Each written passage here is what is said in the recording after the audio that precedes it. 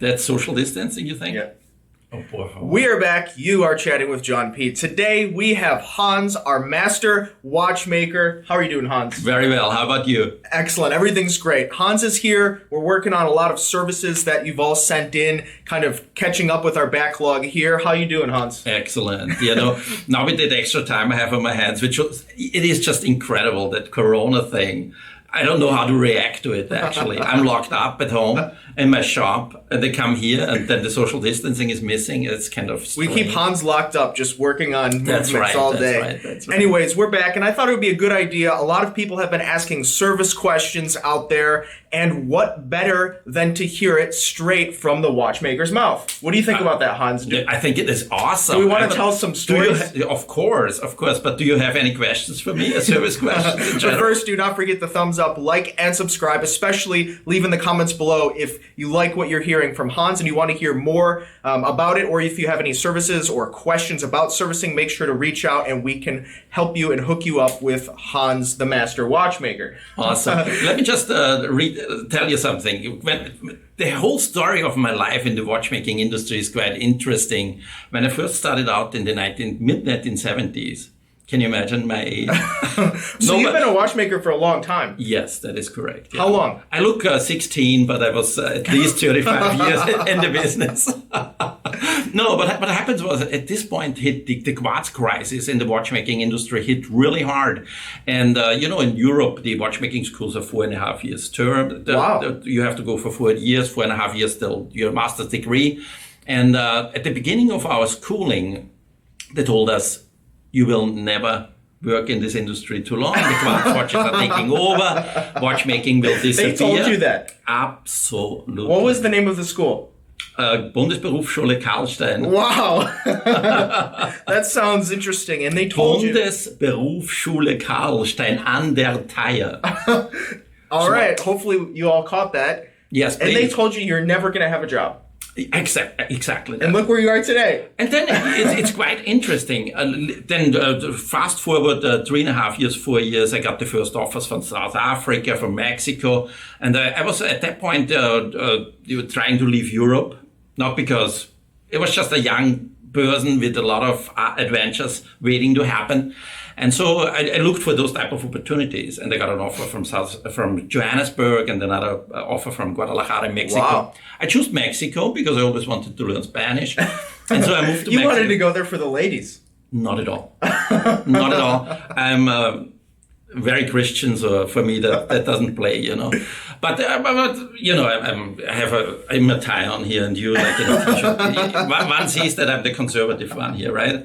So what happens is I moved to Mexico, and it started really a weird thing started happening when I realized my clientele was the upper echelon, was really the high society of Mexico. Really? One of my clients was Carlos Salinas de Gortari, now a very infamous president of Mexico, because he's hiding in Ireland. He cannot go back to Mexico. He embezzled so much money. But I repaired all his Audemars Piguet collection. Really? Yeah. That's amazing. Yeah. And how did that happen? How did that work out? It worked out great. I was the top shit in Mexico. Oops, we shouldn't say those words, I guess. But I mean, if you were repairing the watches for the president of Mexico, that's fair to say. Yeah, that was really great. That was a great time in my life. I worked I was super young. That's amazing. I was chasing girls and was Christian girls. Only. That's not true. But by default, Mexico is 99% Catholic, so the odds were in your favor. Was totally in my favor. So I stayed for 6 years. Actually, I stayed in Mexico, and in the state of Jalisco, where Guadalajara is pretty much the second biggest city of the country of Mexico. And so that was great. From there, I got job offers. Then things started rolling. I got job offers from the United States, and so I moved to New York. So I had a Ford. What was the name of the car? There was a Ford. My God, I forgot the name. Really, the weird-shaped old 1970s Ford cars, huge, 8 cylinders, and I drove it from Guadalajara, Mexico to New York City. Wow. That was quite a journey too, with a trailer in the back. Of watchmaking equipment? of watchmaking equipment. That is something you do not hear. It's true every day. But then the doors opened in New York. It was excellent. I immediately became a citizen of this country, and once I had the green card was fairly easy because watchmakers were always looked for, and so. The United States always looks for people they don't have. So the green card was super easy for me. I guess it was 6-7 months I had the green card. And after the green card, after 5 years, I applied for citizenship and I was an American citizen. And so after New York, then New York, Vacheron, Constantin opened up. Yeah, what about Vacheron? Because I remember you've told me these things, but people probably want to hear. Sure. How crazy was it at Vacheron? So I remember you saying that they treated you like kings as watchmakers in the 80s. No, that was absolutely, it was actually the 90s now. We're talking, the 90s. Yeah, the mid-90s. And it was pre-Richmond. Pre-Richmond. Yes. And so Yamani was still the owner and money was flowing with no limit. So this was the time. Give them an example, because right now, people tend to think of watchmakers in a little shop somewhere. Yeah, but it was very, very different. It was very different. Give an example, like some of the parties. The culture in Vacheron Constantin still up to date is watchmaking oriented. Like the watchmakers are the top performers. Without the culture in Vacheron Constantin is the core of the business. Yeah, without the watchmakers, we would be nothing. That's what they say to themselves, the CEOs and the CEO. Maybe it's just a big ball. But we actually, at that pre-Richmond, after I left immediately the same day Vacheron was sold to Richmond, I left the company. And pre-Richmond, it was just incredible. So we had paid breakfast. At that point, everybody smoked, so we got a pack of cigarettes. They gave you a pack of cigarettes at Vacheron. You guys hear this? Hans-Quosen orange juice for everybody. Wow. Then at lunch was like steak sandwiches. Wow, you guys hear this? If you want to live the high life. With chocolate truffs as dessert. I'm not making that stuff up, huh? And they threw parties for you, right? The lab parties. Exactly. Not for us, but for celebrity guests in general, for our clientele. Dr. Ruth Westhammer, many Hollywood stars, Steven Spielberg, everybody was there. And we all gave them Vacheron Constantin watches, of course, in that event.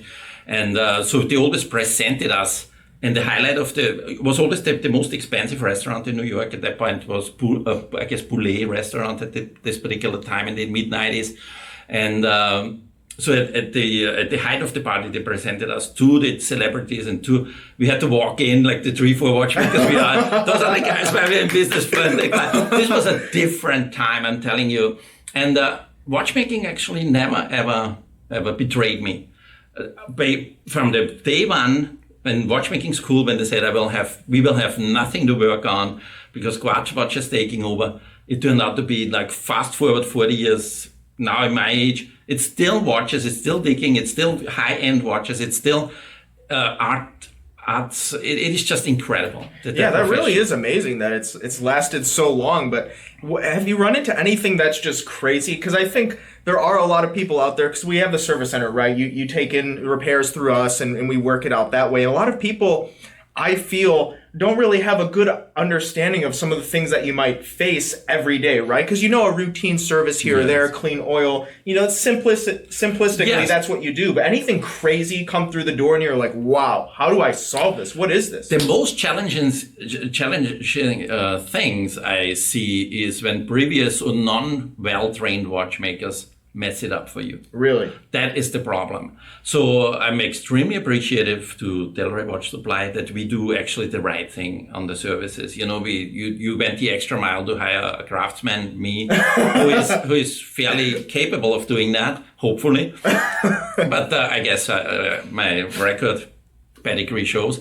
But in the end, I have to say, when previous watchmakers interfered with they wanted to fast fix, or they don't have the right tools, or they don't trained well enough, the damage they leave behind is just sometimes a total nightmare. What do they use? Like glue or like? It is just aesthetically speaking, it starts watchmaking is even if the watch is completely closed and you cannot see the case back. The screw heads need to be polished. Nothing has to be scratched. There should not ever be fingerprints inside. So all those simple things. When you place a fingerprint on a movement, 20 years later, this fingerprint is etched in in the blades. You cannot even remove that no more. Because That's amazing. with the acids, with the bodily fluids, it just burns itself into the bridge. And Wow. you cannot do those things. It's just aesthetically so wrong. And it becomes really an issue when they actually break parts. They break certain things, and then you have to redo them. Or sometimes they're not even available to purchase. Then you have to make them on your lathe. It becomes like a real big deal to do those things. So that bothers me the most when untrained people actually ruin highly. Like you have a beautiful Van Gogh, Picasso on the wall, and somebody's Using Windex to clean it off. Exactly. That's amazing. It hurts. I'm so long in the industry. Maybe people will not understand that, and the young people, or the fast-living society, like here in the United States of America, which I love this country, but maybe they don't understand me. But it actually, me as a professor, it actually hurts me to see that. It's amazing. It gives me really. Why people do that? The last video that I did about service, there were people in the comments that said, oh, you never need to service your watch, and going on and on and on. And sure, you don't need to service it every year, but you're saying that if you don't actually service your watch at some interval, that long-term, the watch is going to become potentially useless. Absolutely. That is correct. It's just to figure out, same, you have the most expensive car you have, that you let the engine run completely without servicing forever. It eventually will break, and that's the end of it. We aren't there, and that's it. So It's a shame. Yeah, it is. Is there anything crazy, just a crazy story, potentially from the lives of watchmakers? It could be someone else that you know or anything, because there's a lot of eccentric characters in watchmaking. There actually are. And there's a lot of, it takes a special person to want to be behind the more eccentric. Please. But think about it. In any career, if you're by yourself all day, you're working on tiny things, it takes probably a certain type of person. It is, and you're always confined to the tiny little 10 square inch space where you work, and your life is happening in that. So there's a couple of things. Either you end up with top models as wives, because you need to have something else as well. And he did. Yeah, he did have one. Several times, unfortunately. Then I go back to the 10 square inch space and fix my watches. So then the wives run away. No, that's not the case, actually. I have a track record of really long marriages, like long, over 20 years each time. Wow. So, no, it is. So, people, alcoholism is a huge problem in watchmaking, yes. I stopped drinking about 21 years ago when my son was born. Alcoholism is the outlet for watchmakers, and never in those conventions when I meet up with watchmakers in Switzerland and so the Australian watchmakers and that you from the different parts of the world. Really? It's just alcoholism is a huge problem in watchmaking. I guess because you're constantly in that little space. If you don't have something else. And I almost fell into that role. So you should find a sober watchmaker. Well, that would be me. Eccentric, but sober. A sober Christian watchmaker. Yes, that's right. Wow, that's pretty unbelievable. Yeah. Do any of the watchmakers ever get into any fights at any of these conventions? Not really. We fight with those tiny little tools. That's a joke, of course. No, but no real fights in that sense. But it's a truly wonderful, beautiful. I actually would recommend that people take it up still, because there's so much merchandise out there. We have approximately 2,700 watchmakers, I guess, in the United States. Wow. I don't know if you have better figures than me, but the latest count is around 2,700 watchmakers for 350 million people, 330 million people. There's so much wealth in this country. There's so much high quality watches accumulated in the collector's market.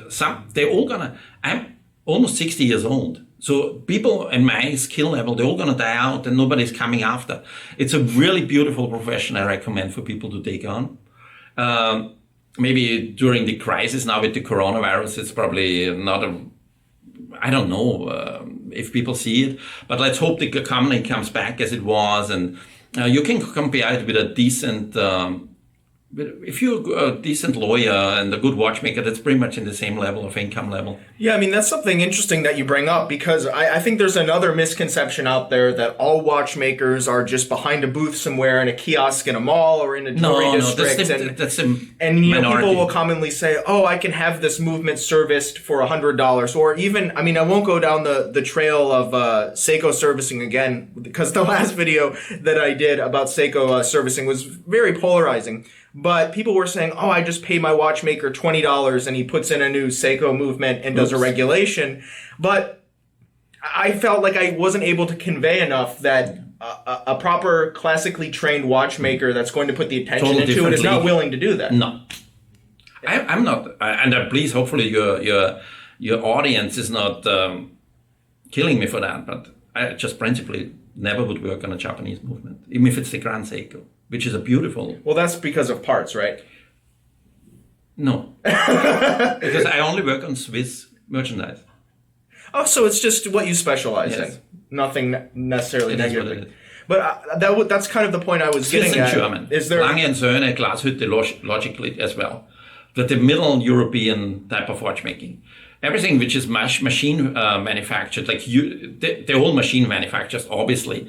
But Seiko is so much machine manufactured and using plastic parts. I principally will never touch a movement where there's a plastic part contained. And Seiko has many plastic parts inside the mechanism, and I will not touch that.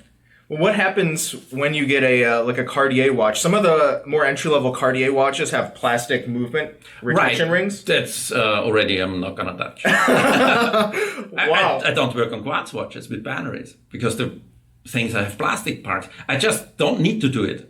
Is that arrogant? I don't know. I hope it's not. I don't know either. I mean, I definitely understand it. You come from a time in watchmaking history where it was that didn't art. exist, and that almost took my livelihood away, because when the quartz watches came, they actually said in the first day of watchmaking school, it was your enemy.